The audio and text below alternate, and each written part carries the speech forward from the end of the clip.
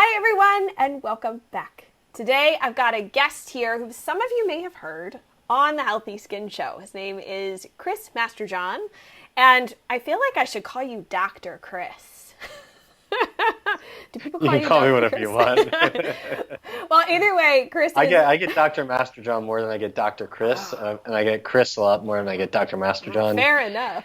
There's always Yo MJ or whatever, so Well, as you can tell, Chris is very laid back, but he's also very smart and brilliant about all of the nutrients that your body needs. He's really into biochemistry.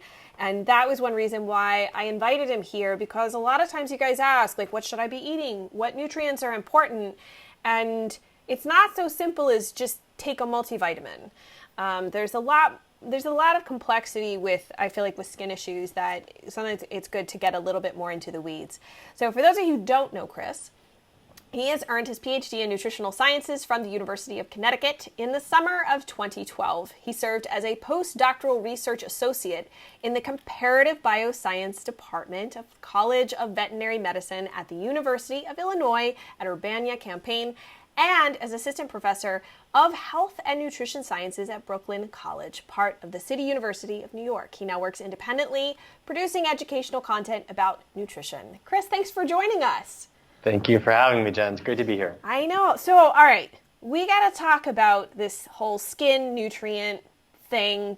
That's what people are looking for. I think the best place to start is probably the fat-soluble vitamins. I've talked a bunch about them, but I feel like you look at them differently than I do, and I think people will actually find it quite interesting. So let's start with vitamin A. Well, we're also going in alphabetical order. There we go. Yeah, so vitamin A, its most well understood connection to skin problems is that its deficiency can cause hyperkeratosis. And so that is a buildup of the superficial layer of the skin, which normally contains the protein keratin. All the cells in the uppermost layer of the skin are dead. They're keratinized. They have the buildup of the keratin protein. There's supposed to be only a very thin layer, but hyperkeratosis is an abnormal condition of making too much keratin, and so you have a buildup of that layer, and it can get flaky, or it can cluster into bumps. And it's generally thought that, and I think there's a bias in believing that there is not a lot of vitamin A deficiency to look for. And so if you look up hyperkeratosis, what you're going to find is different syndromes of hyperkeratosis that are discussed in almost every way except their relation to vitamin A, because it's just thought that no one in the modern world is vitamin A deficient. And then if you go back and look at the literature on vitamin A deficiency, there's not a lot that would really characterize it to the point where you could say, well, this condition of hyperkeratosis is vitamin A deficiency and that one is not. So I think if you have a condition that could be hyperkeratosis, you should look at your vitamin A status. You don't make conclusions about it because of the skin disorder, but just because you find other causes, if that your dermatologist is telling you, or that you're looking on WebMD, or like wherever you're getting that information, or in the literature, just because there are other causes doesn't rule out that you should consider your vitamin A status. You should look at vitamin A in the diet. You should, if you can, and if relevant, you should test your blood levels and see if it could be related, and consider it possibly related to anything that could be hyperkeratosis.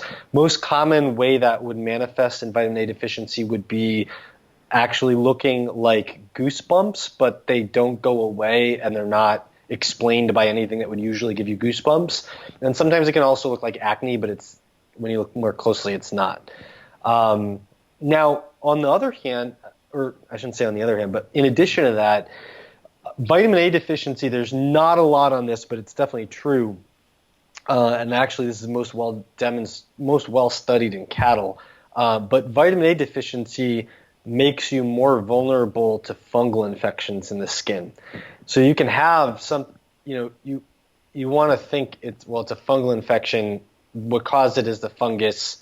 What treats it is the antifungal. but in fact, your vulnerability to those fungal infections are going to be determined largely by the health of your skin barrier and the health of your immune system in the skin. And because vitamin A is necessary both for a healthy skin barrier, for normal skin tissue integrity, and for general defense within the immune system, then your skin barrier, your skin integrity, and the immune system around your skin all fail and make you more vulnerable to those fungal infections. And we all have fungi all around us hanging out in our skin, right? So to a large degree, it's just opportunistic. You might have something that's already in your skin. It's normal to be there. And then it just goes to town when it has some window of opportunity opened up. And vitamin A deficiency can be that window of opportunity. Yeah. And then we go to vitamin D, which I think everybody thinks, yeah, you can get it from UV light, which is wonderful. But a lot of people who have skin issues don't go out in the sun. So how does vitamin D play a role in skin issues? And are there any specific skin issues in particular that somebody should really take a look at their D levels? Yeah, so the one that is best studied is psoriasis. And in fact, phototherapy is one of the main treatments for psoriasis, and it probably works in part by increasing vitamin D levels, although it's a little more complicated than that. So vitamin D has anti-proliferative effects in the skin, which means it prevents you from overproducing skin cells. And however, UV light also produces, so if you take vitamin D in a capsule, you just get one compound, vitamin D.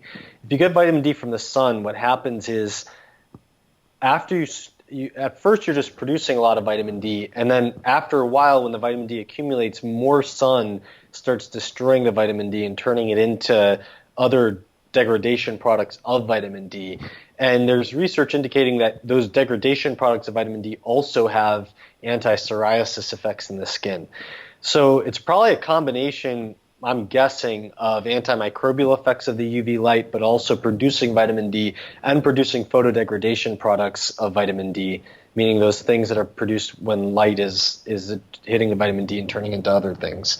So that combination seems to be well studied in the case of psoriasis.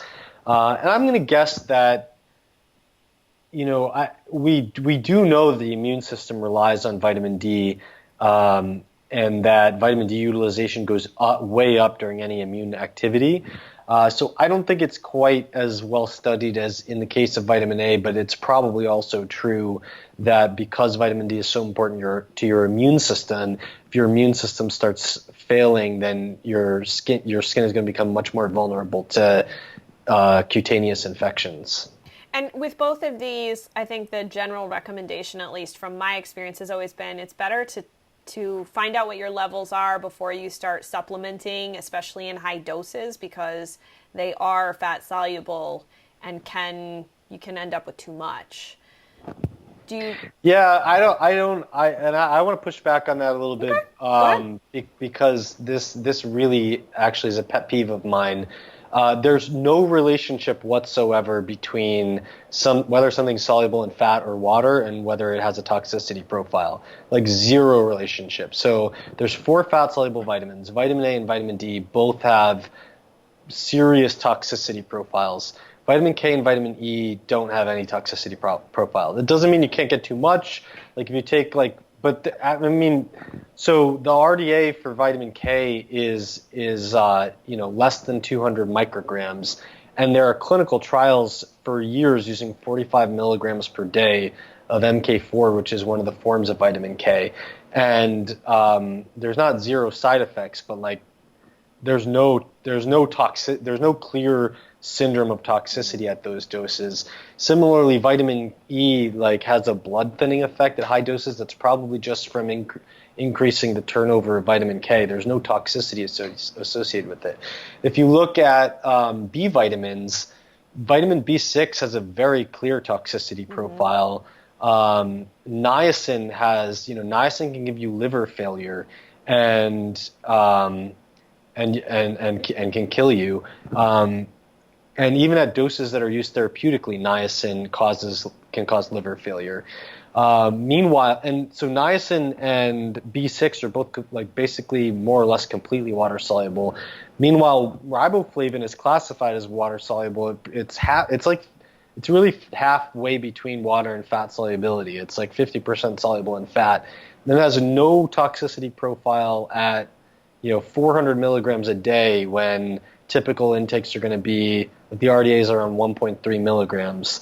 So we're talking like well over 300 times the normal dose, zero problematic effects, half water soluble, half fat soluble. So I think you're right that you don't want to take high doses without having any clue what your levels are of vitamin A and D because they have toxicity profiles. But I just want, I'm just a stickler on this as a pet peeve of mine. I want to push back on the idea that has something to do with their fat solubility because it doesn't. Okay.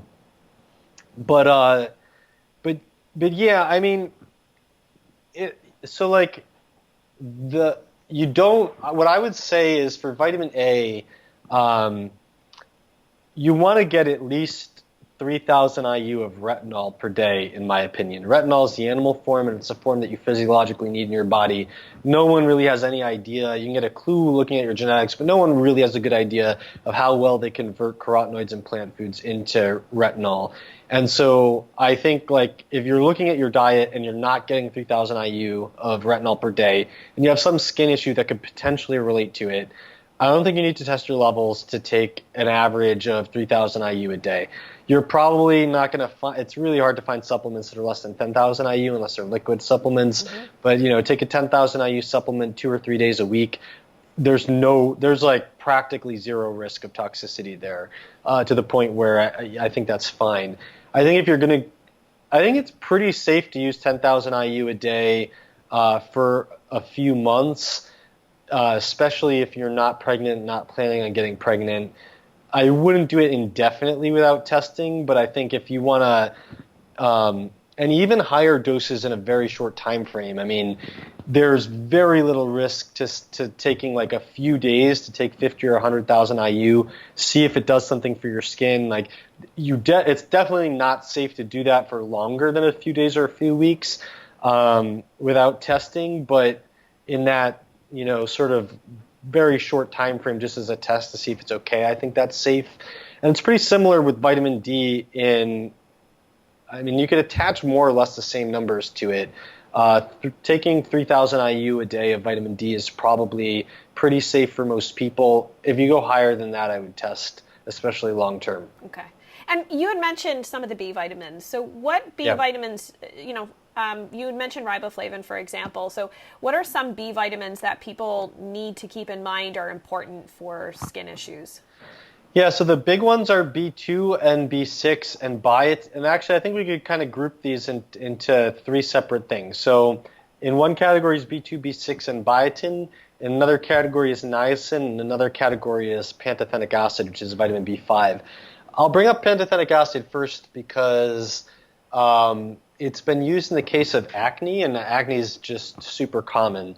So for acne, I would say B5 and zinc are the two nutrients that you would look at. In the case of B5, it's interesting because there is no documentation of acne in clinical experiments inducing deficiency, but there are several clinical trials that have shown that high doses of B5 are very effective at reducing acne. And these are studies where they haven't diagnosed B5 deficiency or produced any evidence of B5 deficiency or suboptimal status in any of these people.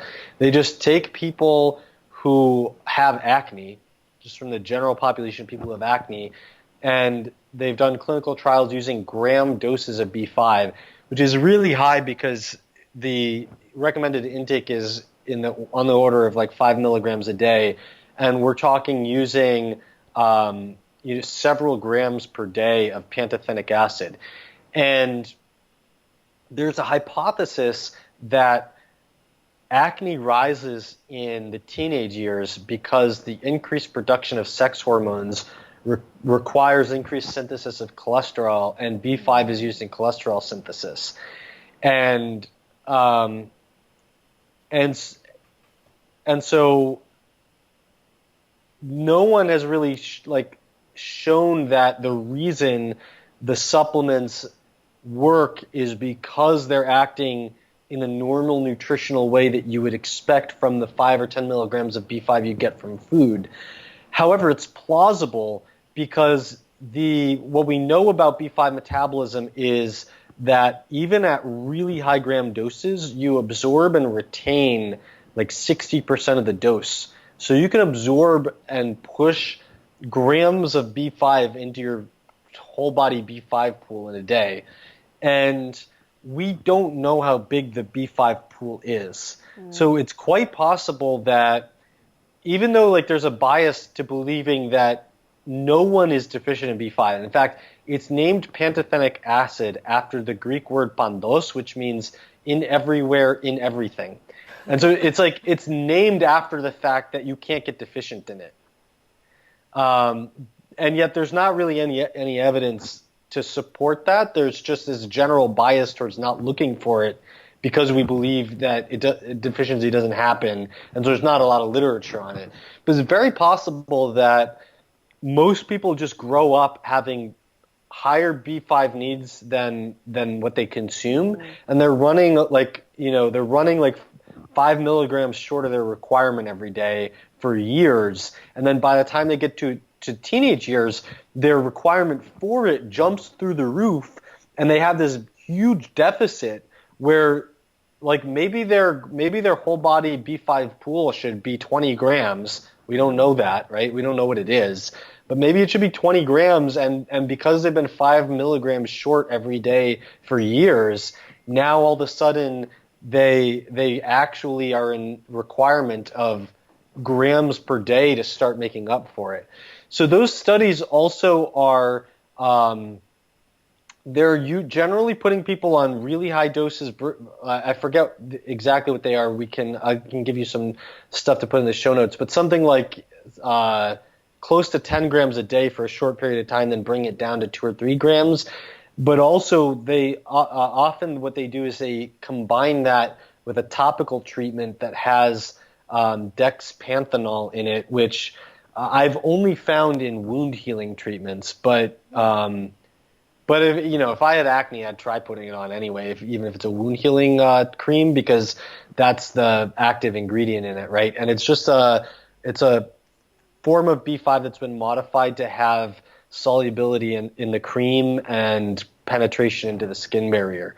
So that's B5. The other thing with acne is zinc. So it's sort of the opposite thing with zinc. Like we don't have good clinical trials showing that high dose zinc fixes acne. What we have is really good experiments inducing deficiency, where the first thing that happens in zinc deficiency is patches of dry skin start appearing. And then as it gets worse and worse, in some people it turns into blisters and pustules, and in other people it turns into acne. And there's definitely a lot of anecdotal reports of people who say that zinc supplementation has helped their acne. So that's the other side of acne. Yeah, and I would say that the same goes for eczema. I've seen a bunch of research that has shown that when people were supplementing with zinc, there was an improvement, and zinc is so important for wound healing and DNA synthesis and all of that stuff. So yeah.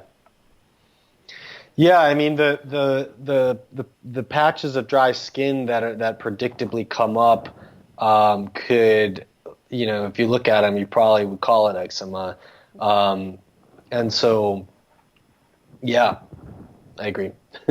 So there's other B vitamins that are important. Niacin I'd put in a second category alongside B5, and the key sign of niacin deficiency with respect to the skin, or the key differentiator of it, is that it's a dermatitis that it's provoked by sun exposure. And so it's because niacin is used in DNA repair, and every time you're exposed to even tiny amounts of sun, you get DNA damage, and if the niacin can't repair it, you're going to wind up with dermatitis because of that. And although I will say anecdotally there are people reporting that rosacea is very responsive to nicotinamide riboside supplementation, which is a form of niacin. I don't think there are any studies on that, but I talked to Peter Attia. I was on his podcast. He's an MD, and he said that that's the one thing he's seen with nicotinamide riboside supplementation. I also have one consulting client who has rosacea who reported that was one of the things that helped her. So that's worth thinking about. And then the other set is best understood in the context of riboflavin deficiency, and it's more elaborately described in that context. But it seems that biotin and B6 have more or less the same profile of how they affect the skin, and it may be the case that there's so much similarity across them because they are all important to synthesizing arachidonic acid, which is the omega-6 essential fatty acid that you need in your body, and is largely derived from linoleic acid, which is found in vegetable oils, and in smaller amounts in animal fats. Most of us are taking linoleic acid, whether it's from olive oil or soybean oil or beef, and we're converting it into arachidonic acid, and that requires those 3 B vitamins. And so if you look at essential fatty acid deficiency, it's also described as eczema, and there's not very much detail written about it. But given the physiological similarities here, it seems probable that having enough arachidonic acid in your skin is the key thing that's contributing to commonalities. And then because they all each have their own unique functions, it might look a little bit different in each one. But in the case of riboflavin deficiency, where it's been described in the most detail, the dermatitis is called seborrheic dermatitis, and that's because there's an accumulation of sebum that makes it greasy and oily. And that's one of the key differentiators of this category of skin problems is the oiliness of it.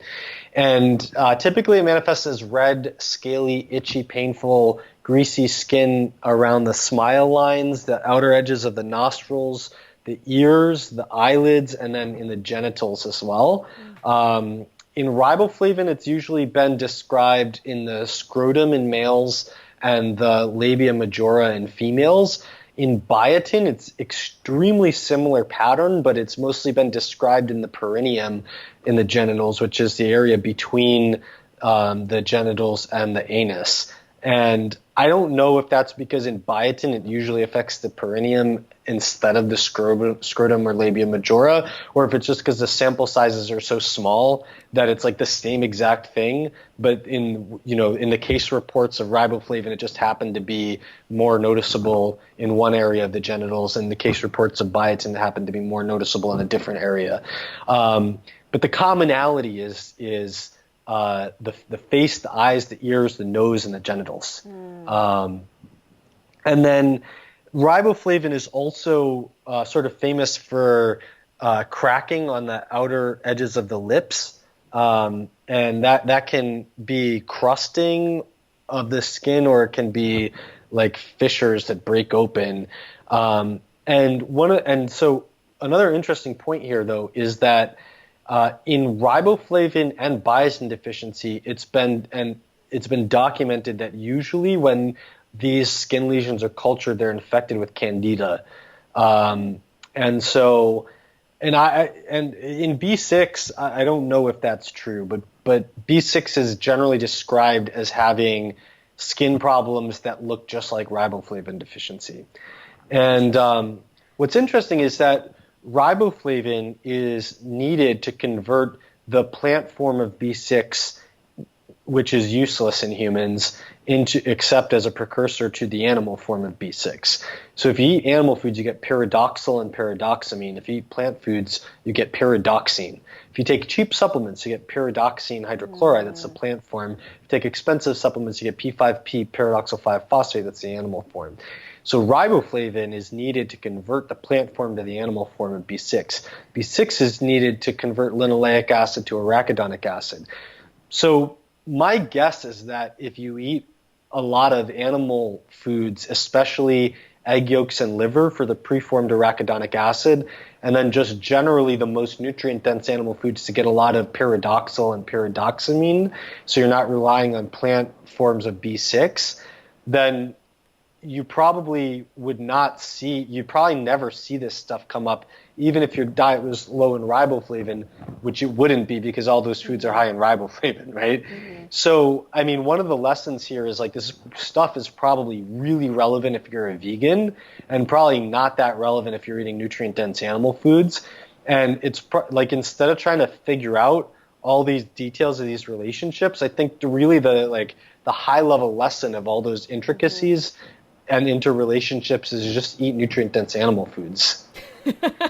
That is easy for most of us, but some folks are not quite on board with that. So. Well, right, but so the thing is it's not you must eat egg yolks, you must eat liver, but it's like if you're going to eat egg yolks and liver, this is simple. If it's not, you need to start brainstorming all the interconnections. Yeah, and I think it's always a point where you have to say, okay, I'm here. Maybe I need to make changes for my body, where it is, the circumstance. And I've had some clients who were vegan who were willing to make some adjustments and do some things because they recognized that at that point their system needed support, more support than what their current diet was able to give them. So yeah, for the record, I used to be a vegan. Also, for the record, there is an arachidonic acid supplement that you can get on Amazon. I don't know if it's 100% vegan, but it's derived from a mushroom. So if it's not vegan, it's like somewhere, tracing down the trail of how it's processed. Maybe there's, I don't know if they feed something honey to grow the mushroom or whatever, but it's not from an animal food, and so that's basically the one way where you could consume arachidonic acid if you had an ethical objection to eating egg yolks or liver. Okay. I don't eat liver. Duck eggs. Well, so I mean, liver. There's a number of things that you can get from liver that you can't get from eggs, okay. But arachidonic acid is not one of them. Arachidonic acid, biotin, and choline are all things that egg yolks and liver are really great sources of, and if you like eggs and you hate liver, you're fine. Fair enough. Okay. Yeah. Well, let's talk a little bit about some of the minerals that are really important. Actually, one of them we mentioned in another presentation, but I'm curious to hear your thoughts on it. So tell everybody a little bit about molybdenum. Yeah, I say it molybdenum, but I don't know if I'm right. I don't know who's right.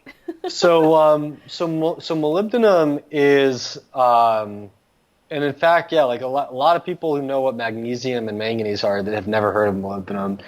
It doesn't get a lot of attention. No. So molybdenum has a couple roles in the body, but really one that is related, or really one that's thought to be related to all its health effects, which is that it converts sulfite to sulfate. Sulfite is a toxic form of sulfur that is produced during normal metabolism from almost any other form of sulfur we eat, and is also used as a preservative in processed foods and beverages. It's sort of famous for being in wines. A lot of people claim that they need sulfite-free wine because they react to it, but also cosmetics and medications. It's frequently used as a preservative.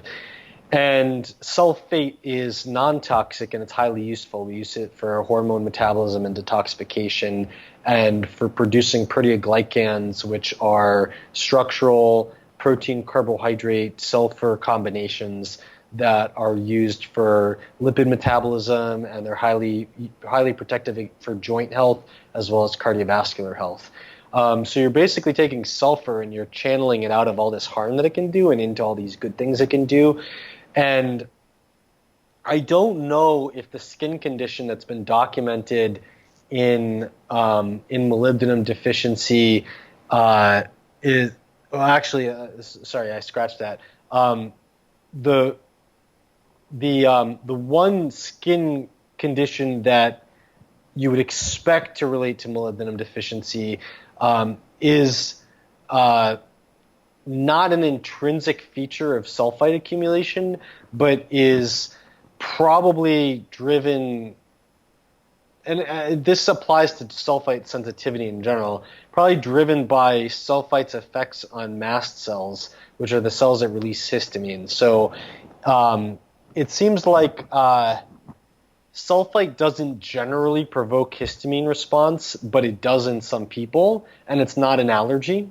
So my guess is that in people who have a high burden of mast cells for some other reason, or who have other nutrient deficiencies that are affecting mast cell stability, so that could be selenium deficiency or vitamin C deficiency, vitamin A deficiency, or really any kind of deficiency in antioxidant protection, it's all going to make mast cells more primed and more ready to release histamine, and sulfate can cause them to release histamine. So you have a subset of people who are maybe histamine intolerant or sulfite sensitive, and molybdenum would be very helpful for those people in avoiding that burden of histamine. And that burden of histamine could produce skin problems that look like allergies. So itching, hives, redness, and in an allergy, that's going to be provoked by a highly specific food exposure, and so it's going to be more intermittent.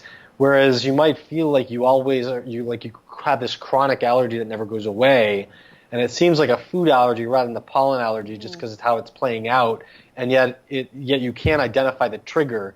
I think the inability to identify the trigger is going to be a big clue that it's not actually an allergy and that it's histamine accumulation due possibly to, in some cases, to not having enough molybdenum to take care of the sulfite accumulation.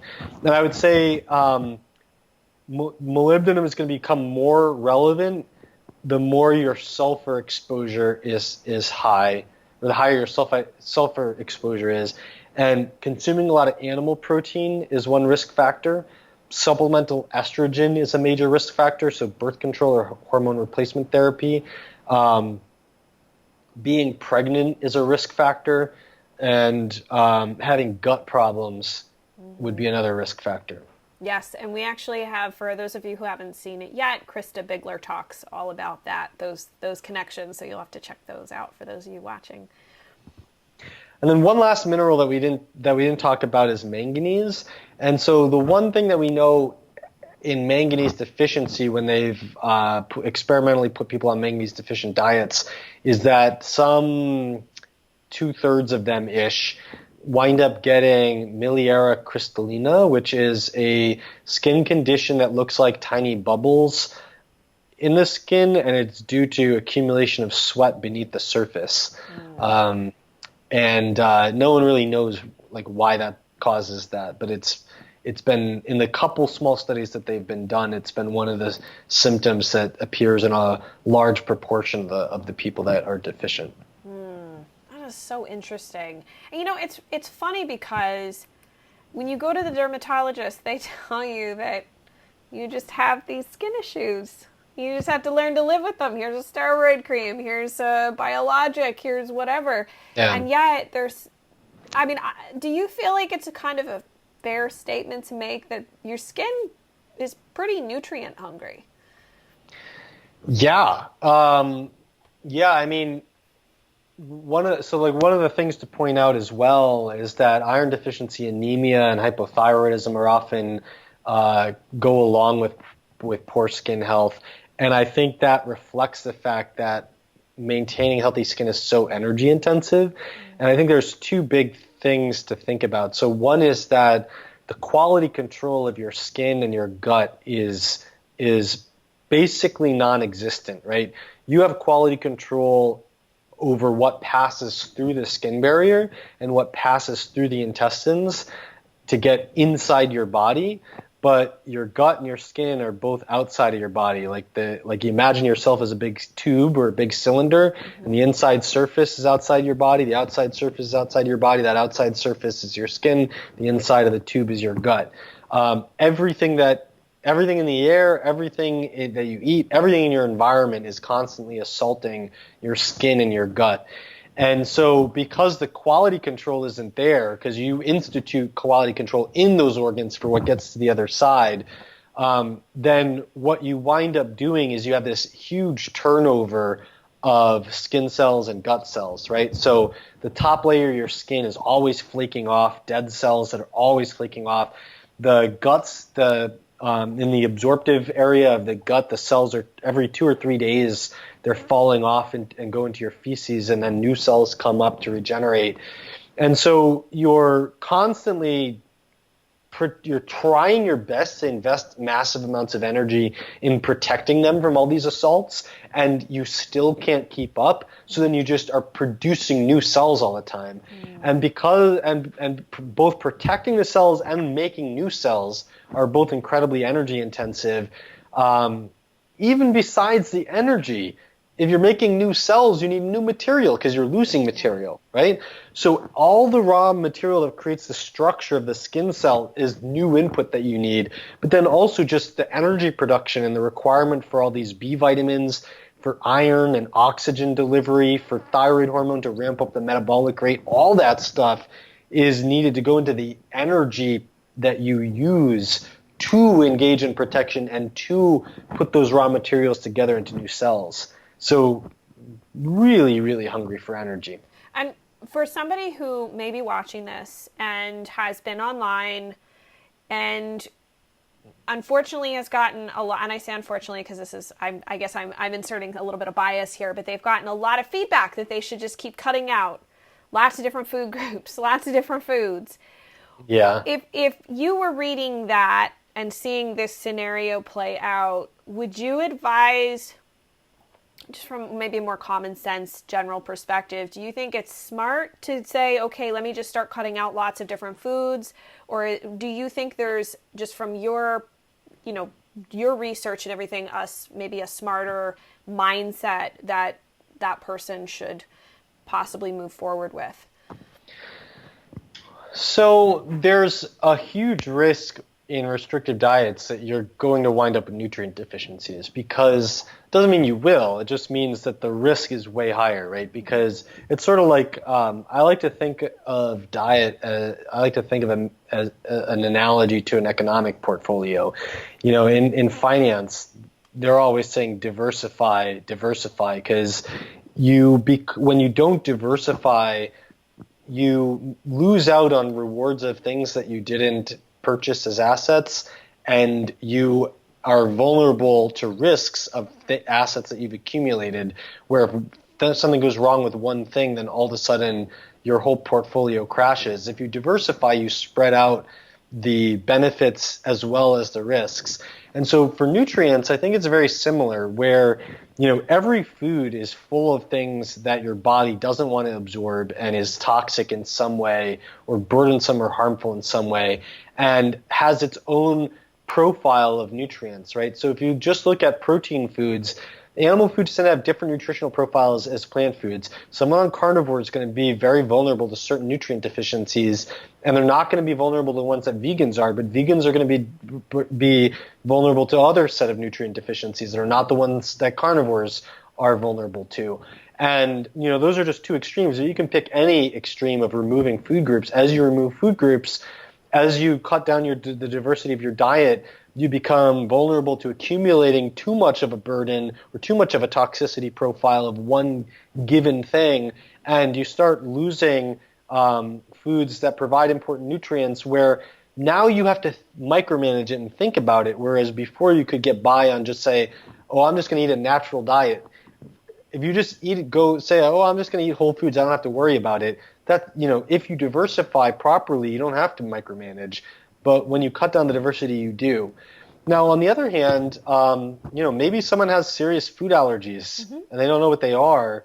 You may need an approach of elimination to figure out what those are. So I think that you got to take it on a case-by-case basis.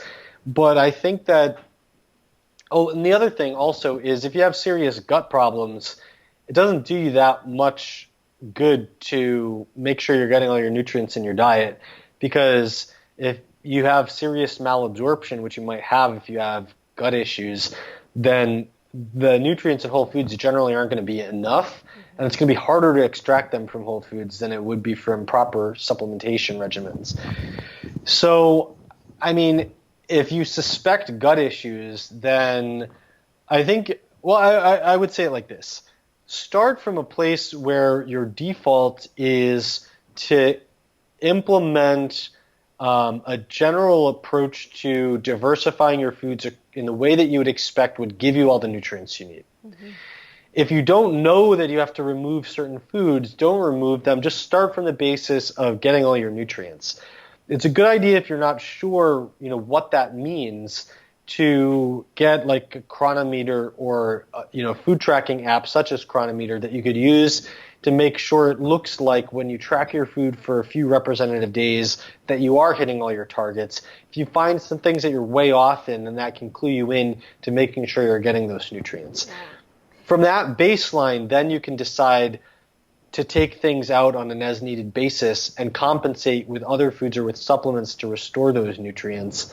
And then, I think you have to set that baseline for safety, and you have to know what it is so that if you do go on a restrictive diet, you know what is missing and what you need to replace. Yeah, I totally agree. And I think there's a time and a place for elimination diets, but I also have seen this over-encouragement within the skin world of just cut out, like they're like one food away, one food cut out of their diet away, and it's just like the next food, to the point where you're on 5 foods. Yeah. And now you're really sick, and you have all these systemic problems that are even worse than what's going on at the level of the skin. And so that's where I get concerned, and I appreciate your answer, because I think that's really helpful for people to hear. The other thing is none of those people are eating enough food.